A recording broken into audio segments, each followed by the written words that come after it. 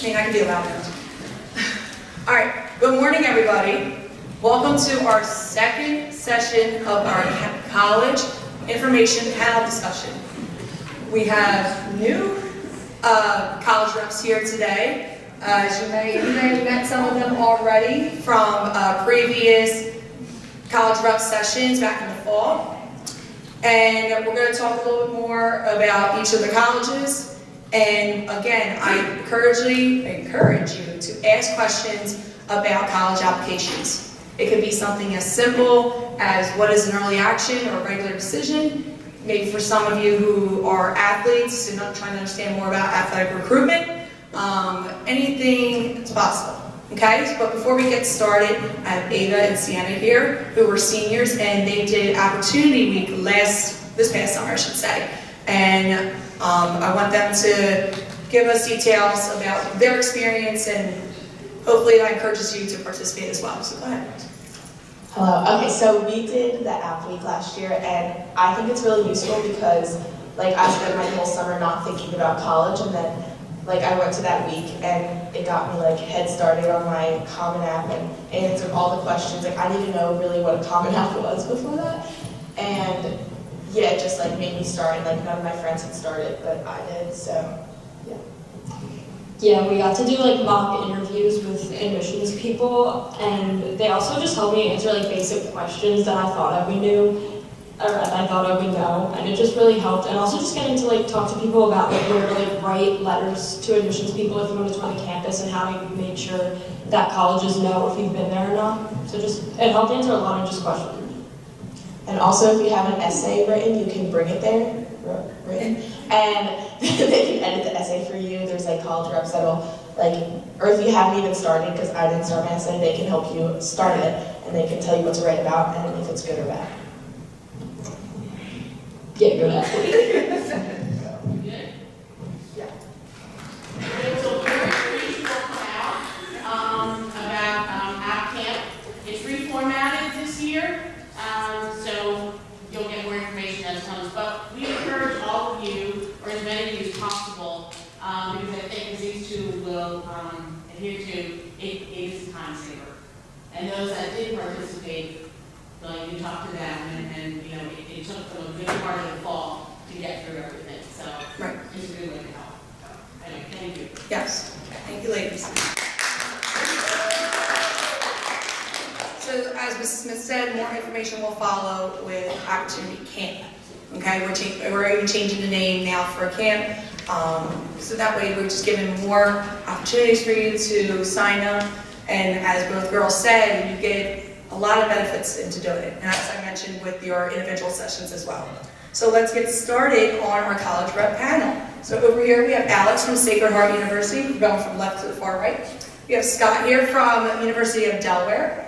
We have Pat in third from College of Charleston, and Drew from University of Tennessee. Okay, so whoever wants to go first, we can go down the row. Again, how we did last time, we're just going to talk briefly about their schools, maybe any updates and such. Give us the microphone.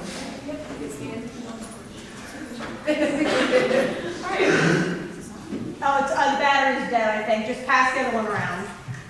This one works. Oh wait, this one's good. I just had to turn it on. It usually helps. All right, hi everyone. So my name is Alex. I'm an admissions counselor at Sacred Heart. Thank you all so much for being here. I'm actually a double alum. I went to Villa. I graduated in 2017, and then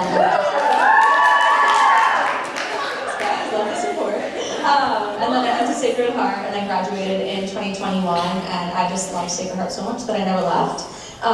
So I'm going to go ahead and get a little bit into an overview of our academics. So we have 5 colleges of study. We have our College of Arts and Sciences, Education, Health Professions, Nursing, and Business. So we really run the gamut in terms of academics. It is so totally okay to be undecided, and I cannot stress that enough.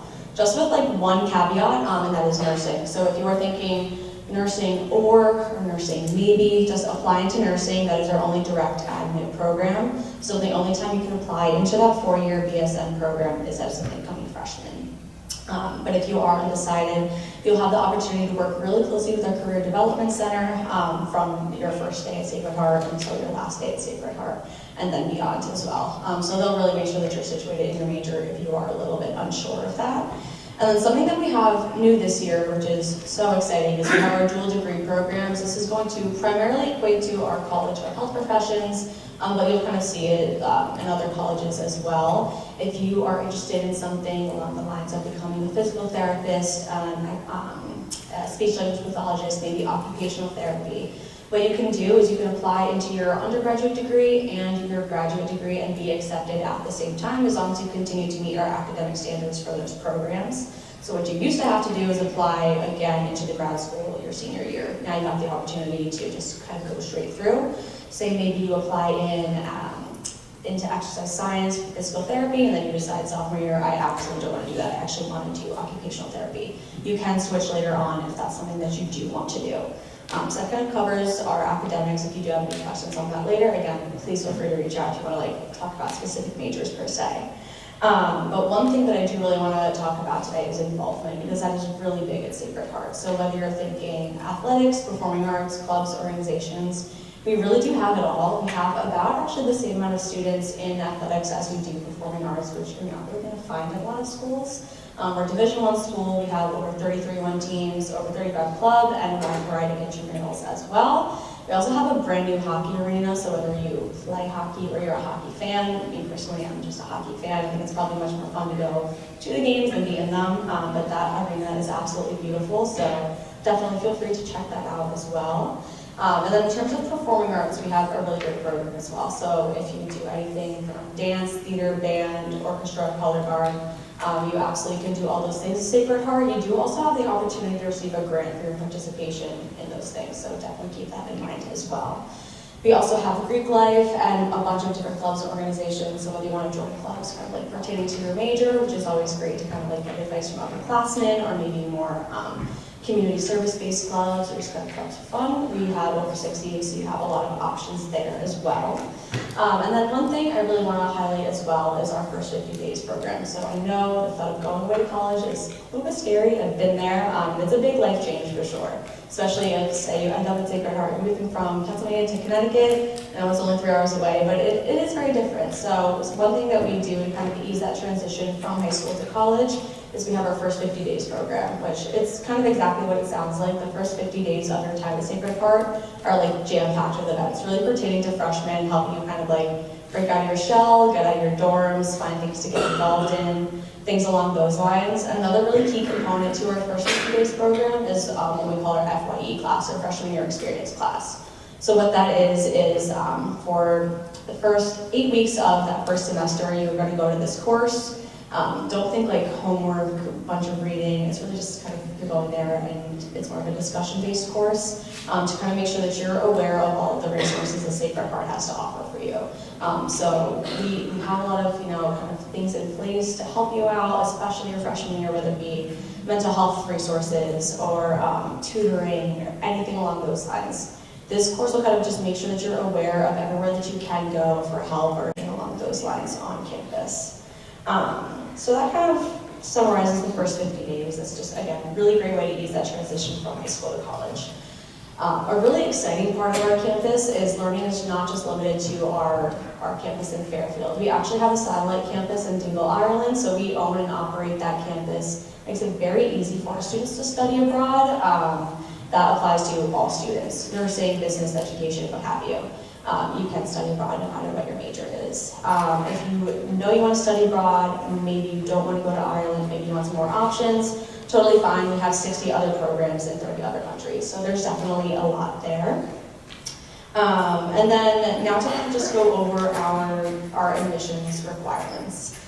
So pretty run-of-the-mill. What you're going to need, or what we're going to need from you, is your transcripts, 2 letters of rec, one from a guidance counselor, and then one we just say from like a non-relative, so teacher, boss, coach, anything along those lines. And then we really do recommend an interview. The only time that's required is if you're doing early decisions, like that binding option, which we can get into a little bit more later on. I know interview sounds like scary, intimidating. It would literally just be with me, and it could not be more casual, I promise. So it's really just a good way for like us to get to know you a little bit better before we kind of read your application. So that's kind of what we're looking for from you. Another really important part of our admissions process is demonstrated interest. So that's something that we really do look at. So the more I see your name, the better. You can email, call, text, whatever works best for you. Come visit. We have an absolutely beautiful campus. Like I said, it's not too far away. We're located up in Fairfield, Connecticut. It took me less than 3 hours last night, which was like a new record, but it's not too bad. Definitely check that out as well. You can check out all of our housing. We have a great video online. Just to go over housing a little bit, we have the first 2 years, you're going to be required to live in university-provided housing. For the next 2, you can kind of choose to move into the surrounding area or continue to go through the university. All of our dorms have AC and heat, which I know that's a silly thing to bring up, but it really is important. Not all colleges have that, so definitely ask that for sure. And we have a lot of brand new dorms that are absolutely beautiful. In contrast, I lived in quite literally the oldest dorm on campus my freshman year, and it was absolutely beautiful. It's cleaned every day. It's kept up very nice. Living on campus really is a great experience for sure.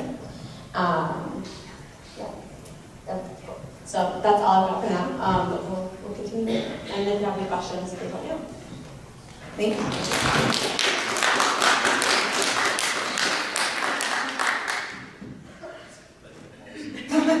I'd let the applause go down. Good morning, welcome. My name is Scott Brazenda. I am an admissions counselor for the University of Delaware.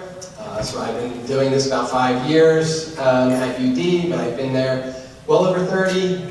27 of those I was actually the women's soccer coach. So I have been there for quite a while. I'm an alum, my wife's an alum, both my sons are alums. It is an awesome place. I'll talk to you a little bit about that. But I mean, a couple of things that I would like to talk about real quickly about the University of Delaware. 2 things specifically that I think set us aside from a lot of other schools. Obviously, we're out of state. We're a public institution. But one of the big things that I think sets us apart is our size, right? So we are 18,000 students. We're about an hour and a half, took me an hour and 40 minutes to get up today, so very easy to come back. Just far enough so mom and dad aren't knocking on your door, close enough if you want to come back. But we are the epitome of a mid-sized university, right? So we're a tier 1 research institution. There's only about 120 some of those in the whole United States. Again, what makes us a little bit different is our size. All of our students can do research basically from day 1 in just about any major. And that size also allows a lot of other things for us to do. The other is our location. Like I said, we're about an hour and a half away. You can get and go just about anywhere from our campus. We're about 2 minutes right off 95. We do have an Amtrak station right on campus. So getting into Philly's about 45 minutes, Baltimore an hour, to New York, to DC. So you kind of can get and go just about anywhere you want. But another thing that makes us, I think, pretty unique, especially being a state school, is the fact that we are 70% out of state.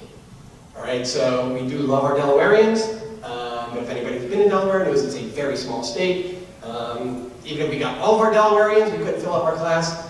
So we do look for our out-of-state students. What that really truly means for you guys, which is something that I love as a student, my players, that I coach, as well as my kids, is the fact that once our kids are on campus, they stay. All right, so it's definitely not a university where they're going home on the weekend. I always kind of feel your parents will drop you off, they're coming back and visit you, take you out to dinner, freshman weekend, but you're really staying until like Thanksgiving. So there are so many things for our students to do while they're there. So we are a D1 athletic program. We have a huge club sports program. We have over 400 and some different clubs and registered student organizations. So there's got to be something that you can get involved with. If we don't have it, you can start it. So you can do it that way. As far as the academic goes, we have over 150 majors, over 100 minors, and over 50 4+1 programs. So the 4+1 is actually getting your master's degree in 5 years instead of 6. So sometime around your junior year, sophomore, junior year, you decide you want to do this. Senior year, you take some master's level courses. You stay 1 more year and end up getting your master's in 5 years instead of 6. Another thing that sets us apart a little bit It's kind of how we have our schedule set. So we do have a traditional fall and spring semester, but we are actually off the whole month of January. All right, we call this our winter session. So you go home at the end of December. We don't come back again until the end of the first week, beginning of the second week of February. So during that time, you can do just about anything you want. So you can legitimately go home, sleep in your parents' basement, and never come out. My youngest son, his freshman year, came home, did not get out of bed until like 3 o'clock in the afternoon every day. Or you can take classes at Delaware, you can take classes at home. When I coached, a lot of the girls actually went home, got a job in online classes. So say you take 16, 17 credits in the fall, you pick up another 6 over winter. If you come in with any AP or dual enrollment, you can actually be a whole semester ahead of where you need to be.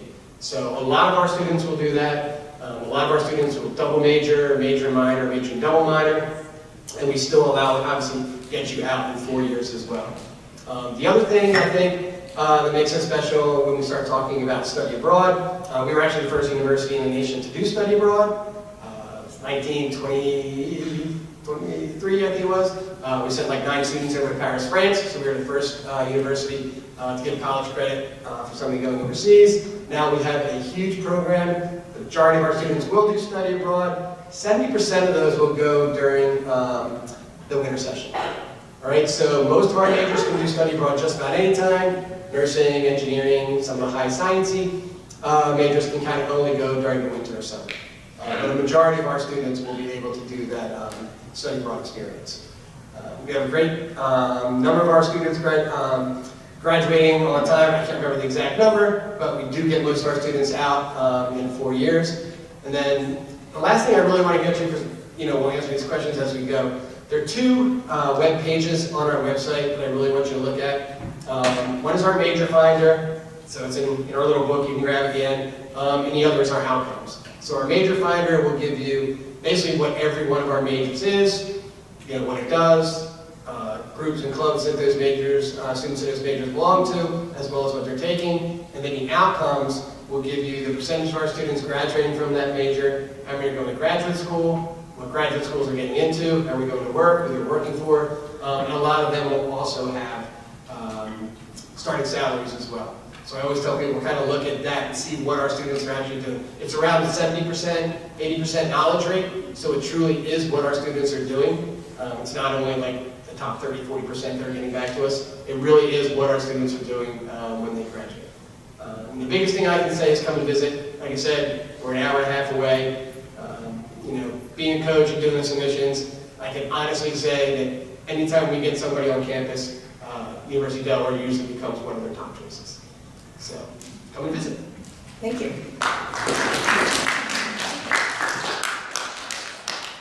Wonderful. Good morning. My name is Patrick Mazer. I'm one of the assistant directors with the College of Charleston, located in beautiful, sunny Charleston, South Carolina. So we are a little bit different. So we are we would define ourselves also as a mid-sized public university. But for us, mid-sized means 10,000 undergraduate students. With that, we have about 1,000 graduate students, no PhD students. So very focused on that undergraduate experience. Our campus has much more of a liberal arts college feel to us. That's very much represented in our classroom experience. College of Charleston keeps an average class size of 22, a student-teacher ratio about 16 or 17 to 1. So it looks and feels like a much smaller institution, but still keeps the reach and spread of a larger public. And so that is for us our setting. We'd like to really place an emphasis on our students developing strong relationships, not just with between themselves, but also developing strong relationships with faculty and staff. We do admit students to the entire university, so there are no programs at the College of Charleston that require additional qualifications or additional review. So that includes our business school, our engineering programs, teacher education, anything you can imagine. We admit students to the entire university. Officially, all of our students will enroll undeclared. From there, they will pick the major that fits best for them, that is in line with their goals and what they want to do and where they want to go. They can pick that as soon as orientation, before they start their freshman year. They have to do it by the end of their sophomore year. So, as a result, we find students with a lot of double majors and minors. It's really about you finding that pathway, like I said, that fits best for you. Academics aside, obviously one of the big things about Charleston is our location. We are located right downtown in historic Charleston, South Carolina. So Charleston, I always describe as a city with a lowercase c. It is not Philadelphia by any stretch of the imagination. It's physically a city that is only about 5 to 6 stories tall. It is full of history, it is full of unique architecture, it is very colorful, it is very green, and that is very much where we are located. If anyone has visited Charleston and spent any time on King Street, you have been right by campus. And so our campus is really about 4 to 5 blocks east to west, about 8, 9 blocks north to south. Very much a part of the city, right downtown. And it is that environment, full of the history and full of all the tradition that comes with the College of Charleston that our students find themselves. We are an old institution. We were founded in 1770, making us the 13th oldest institution in the United States. So there's a lot of that great tradition and kind of pageantry, so you say, that you could say comes along with the College of Charleston. But the city is located, like I said, right on the coast. From our campus to the beach, you're looking at about 25 minutes. Getting back and forth is quite easy for us. I actually myself live in South Jersey. I'm regional here. I work with New Jersey and Delaware. There are typically anywhere from 4 to 5 direct flights from Philadelphia directly to Charleston every day. So we are a major tourist destination. We will have anywhere between 8 and 9 million tourists visit us in any given year. So lots of opportunities to come down and see us firsthand, see what Charleston has to offer. It's a unique place in terms of its size, of its feel, but obviously its location is a big drawing point for our students as well. I'm looking forward to answering any of the questions as we go along. I'll hand it over to Drew. Thank you. Good morning. My name is Drew Hashimura. I am also a regional rep for the University of Tennessee, Knoxville. The University of Tennessee, Knoxville is the flagship university for the state of Tennessee. We are a large public institution. We have more than 30,000 undergraduate students that are on our campus, right? We have more than 370 different majors. And that's just at the undergraduate level. So many of you that are looking to go on to professional degrees, we also probably offer your graduate programs as well, as far as medical school, law, things like that. We can talk about that a little bit later. Our campus is over 1,000 acres, okay? We're located in downtown Knoxville, Tennessee. Our university's been around for quite some time. We're not as old as the College of Charleston. They've got us beat by about 20 years. So we were founded in 1794.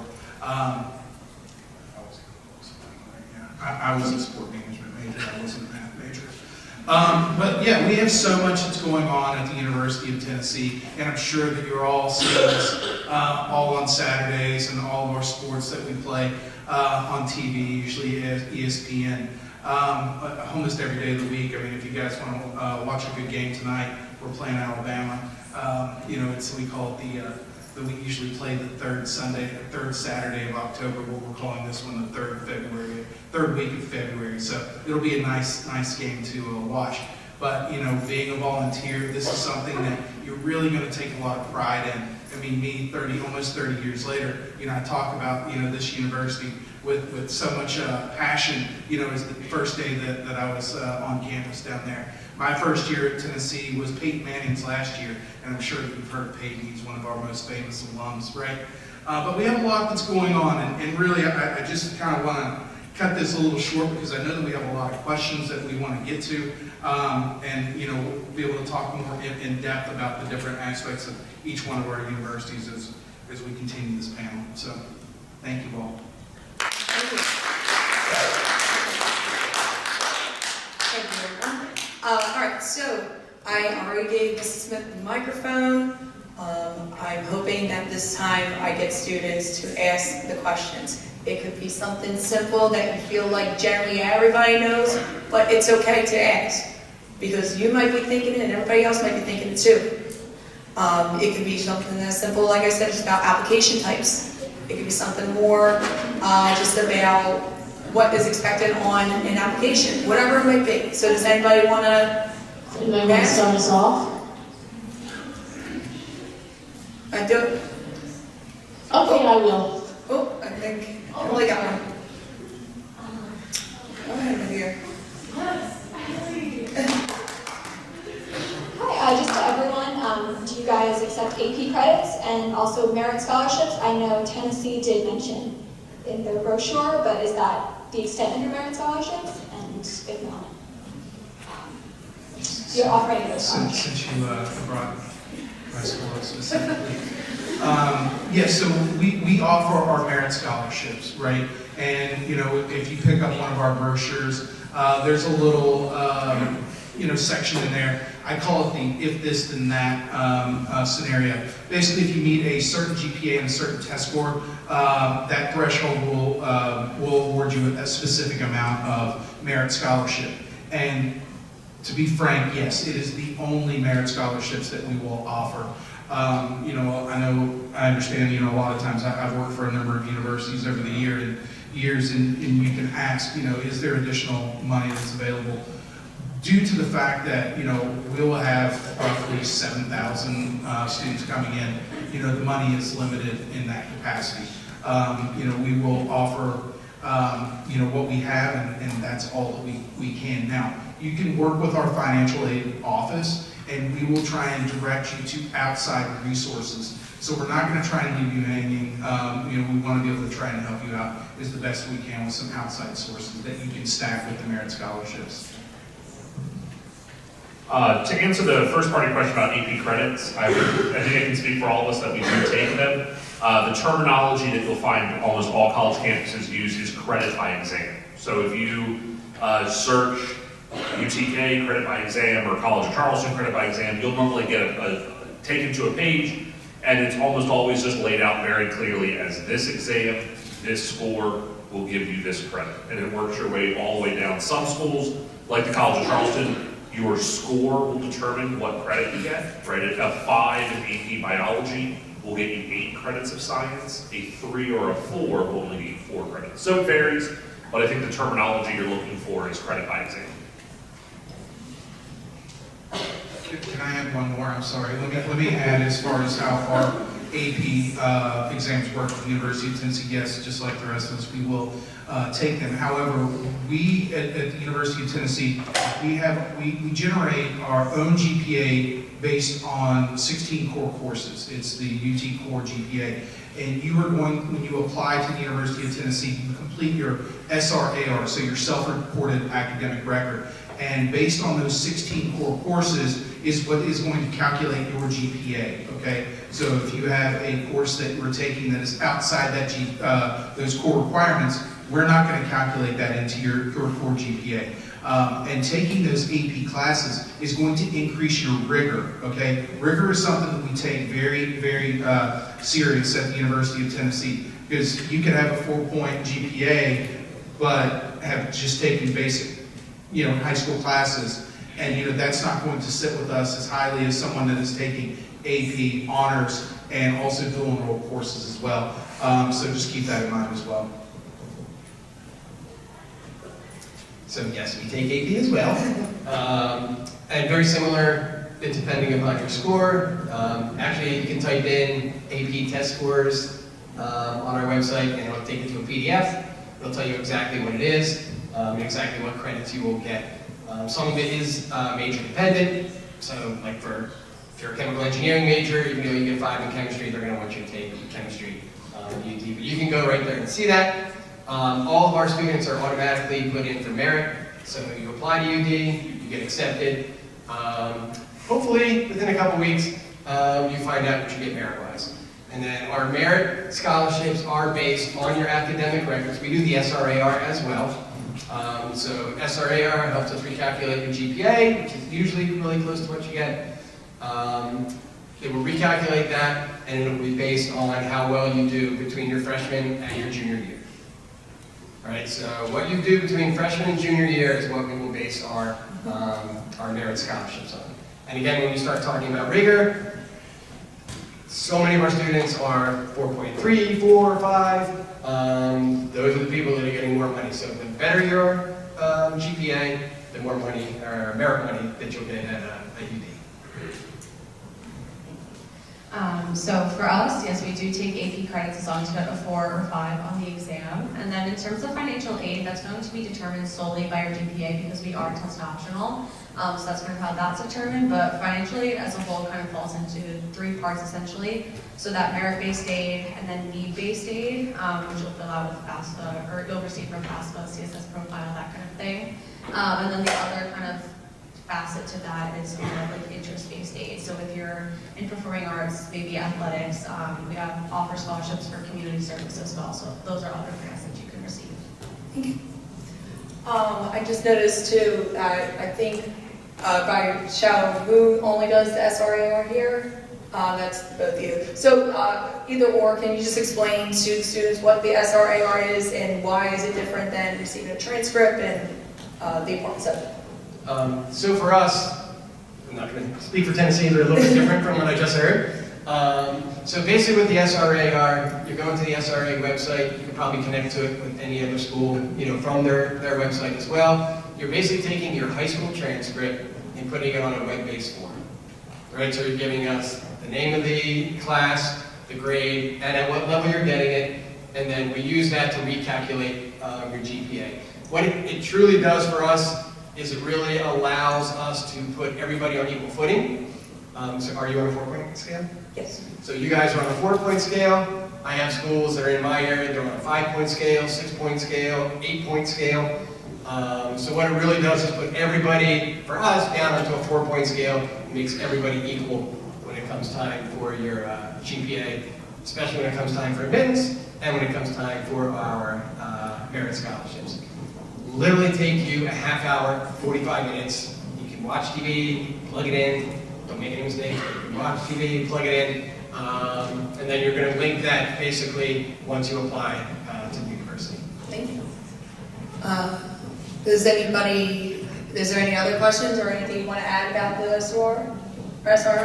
So the only thing that I'm going to add, because we're very similar, that I think the example of putting everybody on level footing is a great example.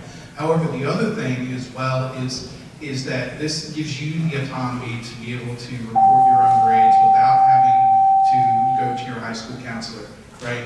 You can upload your transcript. You don't even have to go through your counselor to do that. You can do it yourself, and then you will sit there and basically just enter your grades just as they are on your transcript, right? So this is just really kind to take some time back out of your day and also give a lot of time back to your counselor as well. So that was the only little thing that I was going to add to that.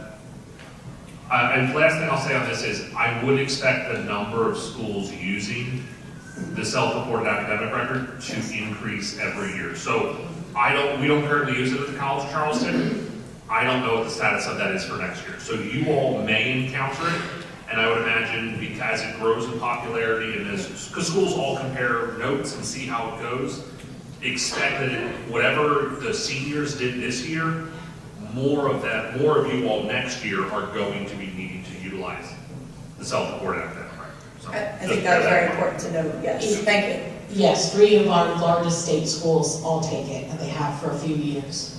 And we will go over the SRA during Opportunity Camp. Yes, I know that was about, but I have one question that I really wanted to ask because I want everybody to hear. So we're in the middle of course scheduling. So opinions on the number of sciences, math courses, languages, what are you looking for? What are you recommending? What do you see most applicants coming in with? So, first of all, I would go to everybody's specific website. So, the answer to every question you guys are going to ask is it depends.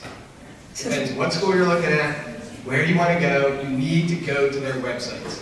So, I'm willing to bet everybody has academic requirements. You click on that and it tells you what you're looking for. Even within that, it's going to depend. If you are going to be a chemical engineering major, we better see a lot of science and math. If you're going to be political science or criminal justice, might not look as math so hard. So I would also look, I don't know if everybody else still is, but we still do require 2 years of a foreign language, a world language. So really make sure you do that. That is like a cutoff for us. If you don't have it, we cannot accept you to the University of Delaware. So you need to look at those little things as well. Number of core courses. So we do 18 instead of 16, which a lot of other state schools around this area use. So again, go on to every website that you're truly interested in and just check it out. But take the hardest courses you can that you're going to get A's in. Is my best way to do it. One thing you'll encounter on those lists is there is a difference between a school that says what they require and what they look for. Requirements are requirements. Some schools have, they require 2 years of a world language. The College of Charleston looks for at least 2 years of a foreign language. So we'd love to see you with it. We have our own foreign language requirement to graduate from the College of Charleston, but it's really paying attention to every page because they are going to be different. If a requirement is going to be pretty set in stone, what they look for is going to be those best qualified candidates. So again, it's going school by school and repeating it, it depends.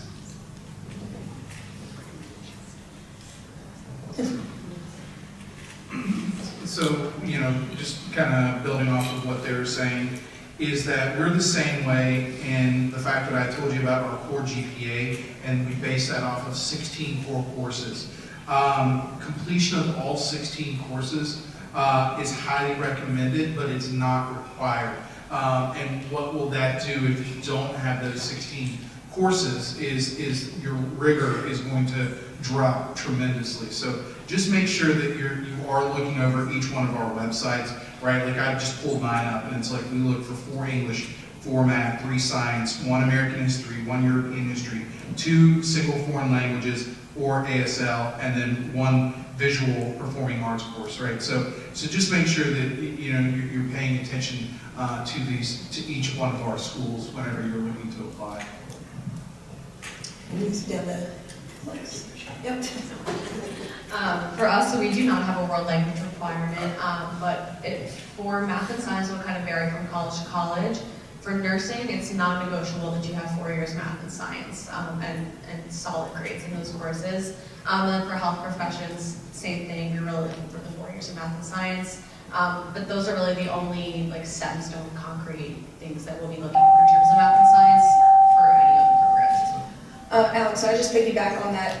You mentioned about 4 years of science and math. Is there any specific sciences that you look for in their transcript? Yeah, not particularly, no. You can get a little creative with it. Like, I don't know, I think you still have forensics, right? Like, we'll count forensics as a science. So we're not too stingy with that, but as long as it is a science class, that's really what we're looking for. Thank you.